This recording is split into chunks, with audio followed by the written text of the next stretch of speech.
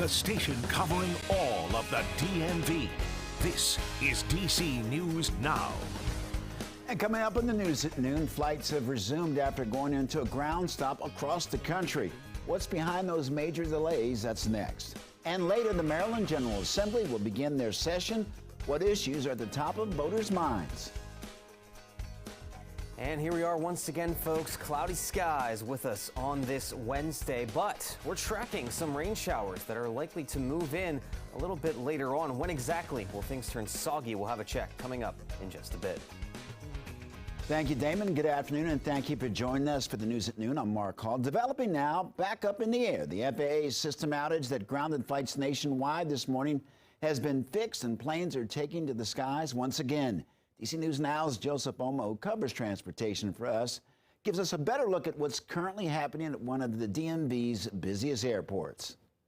Yeah, hello from Reagan National Airport, where take a look. Flights are finally taking off once again. There's a Southwest Airlines flight headed down to Florida. It comes after all flights here at Reagan National and across the entire country were grounded for roughly 2 hours this morning after an FAA system was out. It didn't work, and it's a system that's very important for pilots in the flight deck. It gives them critical information about landing at an airport, and if they don't have that information, it makes it very difficult to land. That's why this grounding happened in the first place, and this is the consequence of a nationwide grounding. Nearly every single departure out of Reagan National Airport today is pushed back. Some of it only delayed 10 minutes, others delayed up to 3 hours because of this grounding that lasted 2 hours nationwide. What was that system that didn't work this morning? It's called NOTAM, Notice to Airmen. Again, gives critical information to pilots as they're setting up to land. We spoke with a former airline captain who explains to us what NOTAM is and why pilots shouldn't be flying without it. I've never heard of an entire system outage like this before. If the pilot command couldn't access the NOTAM system and couldn't verify before departure that it was safe to land at his destination, by regulation, you can't take off. It doesn't feel good. I literally just booked this flight for an emergency family reason. I have to go see someone in the hospital, so it's not a good feeling. Yeah, and that ground stop, understandably so, sending ripple effects through our nation's airspace right now. Already delays nationwide soaring past 6,000 flights, cancellations over 1,000 now. Those numbers expected to grow as the day goes on. As for what exactly caused the outage, a lot of people are asking, how did this happen in the first place? President Biden confirms that with evidence that they have right now, it doesn't seem to be a cyber attack, but both the president and his Secretary of Transportation, Pete Buttigieg, say the investigations have already started. Reporting here at Reagan National Airport, I'm Joseph Omo. Back to you. Our thanks to Joseph. More information on the FAA shutting down departures. We speak with a former air traffic controller. That's coming up on DC News Now at 12:30. Well, a man was stabbed to death in Fairfax County Tuesday night. DC News Now's Lex Juarez brings the latest on the investigation from the scene. The investigation continues nearly 12 hours after a man was stabbed to death in this home behind me. His wife also hurt and recovering from her own injuries. Police say that she called the police and told dispatch that her son stabbed her husband. Responding officers quickly took the son into custody when they got to the house and after found the man who had been stabbed in his upper body. They tried to save the man's life, but he did die inside of the home. Now, police had this area of the neighborhood blocked off for hours as they investigated overnight, and the investigation continues inside of the home and around the neighborhood. Fairfax County Police say they will be releasing more information later today and this afternoon. Of course, as we find out more, we will update you both here and online. In McLean, Virginia, I'm Lex Juarez, DC News Now.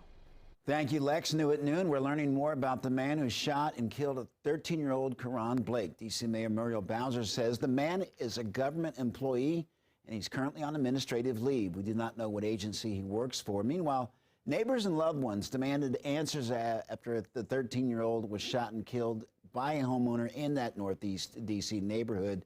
And hundreds of people gathered at the Turkey Thicket Rec Center last night for a community meeting. Yeah, this morning, community members are calling for change, including the grandfather of 13-year-old Karan Blake. They all gathered for that community meeting at Turkey Thicket last night. That meeting gave people a chance to try and get some answers as they come to grips with the death of another child lost to gun violence in the district. Very passionate pleas and frustration with the police investigation in this case 5 days after Blake was killed. Many community members feel the biggest question: who killed Karan and why hasn't he been charged? Give me justice, get a family justice, do your job, let the jury deal with it. Early on, that could adversely impact this case. And I don't think anybody standing in front of me or watching this wants to do anything that could adversely impact this case.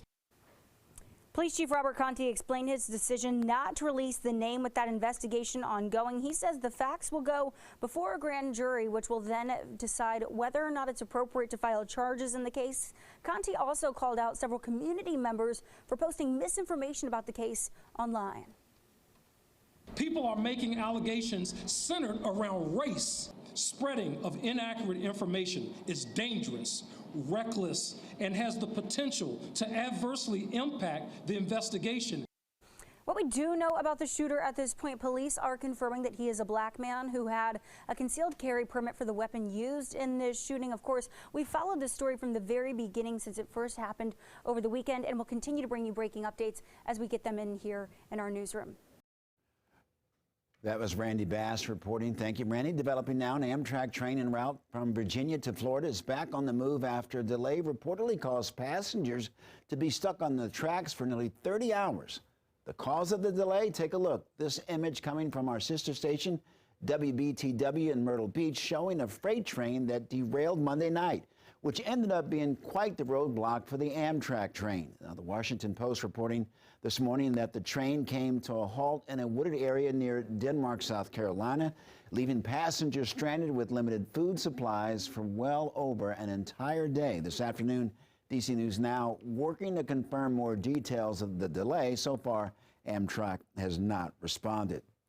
Well, Southwest planes may be back in the air, but frustration continues for customers who were left stranded 2 weeks ago when the airline went into complete meltdown, canceling over 10,000 flights. Now, the U.S. Department of Transportation says they're receiving thousands of complaints that the airline isn't following up on their word to reimburse flyers who were caught up in the chaos. The Department of Transportation telling us that Southwest has 7 business days to get money back to passengers after they submit a refund request for one of the canceled flights. Our Joseph Olmos spoke with Southwest this morning, and they told him that they are processing these refunds in 3 days on average. Well, the former superintendent of Loudoun County Public Schools is fighting to get criminal charges dropped against him. Dr. Scott Ziegler faces 3 misdemeanor charges after a special grand jury investigated how a student was able to commit 2 sexual assaults at 2 county high schools. In December, it found Ziegler knowingly provided a false statement.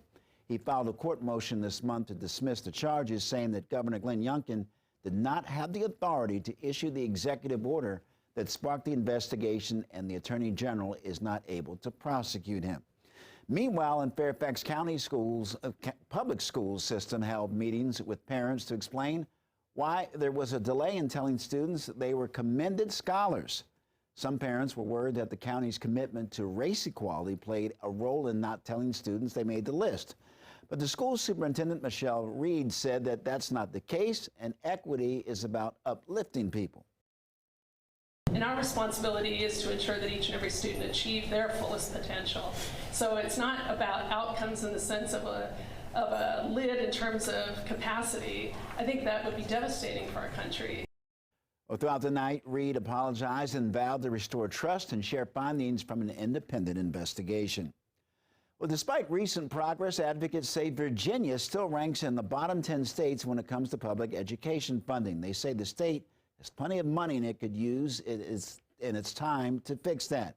Advocates want the state to fully pay its share of what the Virginia Board of Education says is needed to provide a high-quality education. Now, this includes more assistant principals and school counselors. The group also wants to scrap spending limits set during the last recession, paving the way for more support staff like teaching aides. Another bill would require Virginia to at least meet the national average when it comes to teacher pay by the school year 2024. I think the question we have to ask ourselves is, what's the cost of not doing it? We're going to continue to see underperformance from our students. We're going to continue to see astronomical teacher departure rates. Well, early estimates show the coalition is pushing for another $1 billion each year. That far exceeds the budget proposal Governor Glenn Youngkin laid out last month when he pleaded to make education a top priority. A Silver Spring teacher is receiving big honors. Deion Jones was surprised with a National Teaching Award, the Milken Educator Award.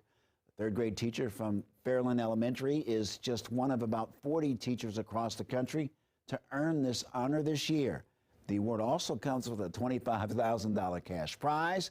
Jones will also get to take a trip to Los Angeles for the awards ceremony, and that's set in April.